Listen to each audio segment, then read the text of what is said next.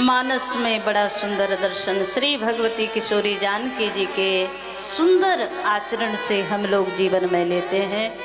आए मानस में श्री जानकी मैया के उन आदर्शों को प्रणाम करते हुए भाव से आज के कथा सत्र में प्रवेश करें। मानसकार दर्शन करा रहे हैं। आज श्री भगवान जो वन की लीला कर रहे हैं उसमें भरत जी महाराज का चित्रकूट पर भगवान से मिलन हुआ। बाद में भरत जी लौट करके आए और भरत जी महाराज अयोध्या में आकर राज सिंहासन पर भगवान की पादुकाओं को भरत जी ने स्थापित किया। 14 वर्ष उसी रूप में नियम संयम से भरत जी ने राज्य शासन चलाया और यहाँ मानसकार ने विश्राम दिया। अयोध्या कांड 2 सोपान को भरत चरित कर नेम तुलसी जे सादर सुनहि।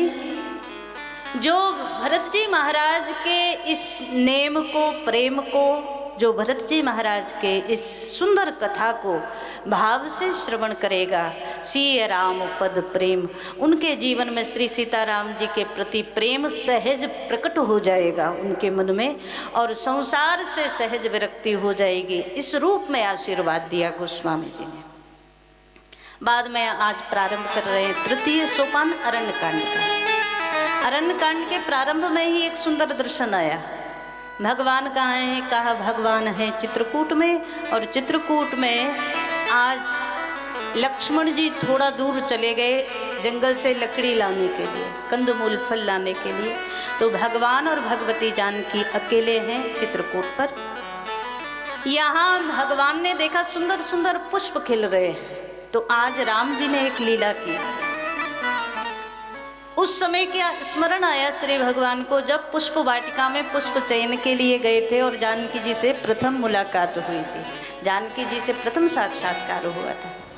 आज भगवान सोचने लगे कि उसके बाद फिर ऐसा अवसर ही नहीं आया और जिस जानकी ने मेरे लिए सब कुछ त्याग दिया, अपना घर, अपना सुख, अपना सौभाग्य सब छोड़ करके मेरे साथ चली आई है जानकी, तो जंगल में और तो कुछ नहीं दे सकता मैं, पर जानकी के उस त्याग का कुछ तो सम्मान होना चाहिए।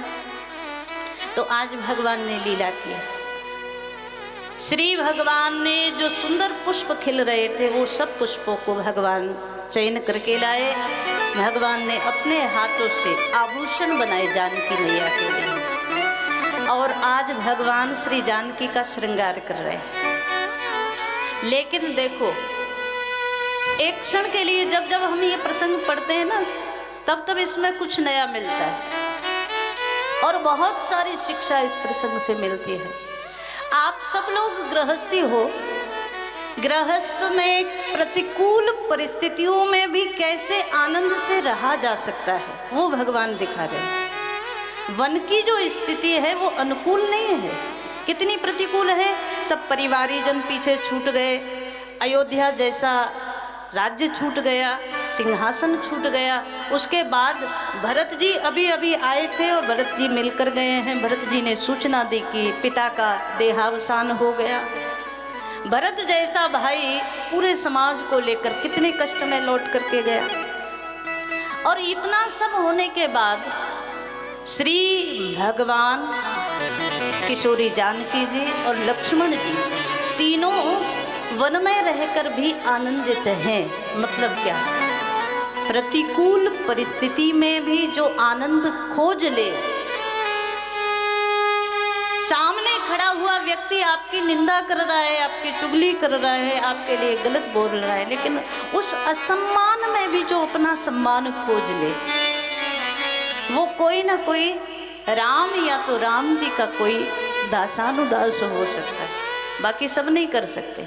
तो यहाँ प्रतिकूल परिस्थिति में भी आनंद खोज लिया भगवान। जानकी जी को सुंदर आभूषणों से श्रृंगार कर रहे हैं। आभूषण स्वर्ण के नहीं है, पुष्पों के। मतलब अरे महाराज, तुम सोने के नहीं दे सकते, कोई बात नहीं, लेकिन अगर हम दूसरे शब्दों में आपसे कहें, आप सब गृहस्थी लोग हैं, तो घर में कभी कुछ समय ऐसा जरूर निकालो। जो धर्म पत्नी 24 घंटे तुम्हारी सेवा में लगी रहती है ना, कभी उसके लिए अगर सोने का आभूषण नहीं ला सकते तो फूलों का ही ले आओ। 2-4-10 मिनट उसके लिए भी, उसको भी आनंद मिल जाए, उसके लिए भी कर लो, है ना। भगवान बता रहे हैं, जिस जानकी ने मेरे लिए एक क्षण भी सोचा नहीं और सब कुछ त्याग दिया, उसके त्याग का सम्मान करो।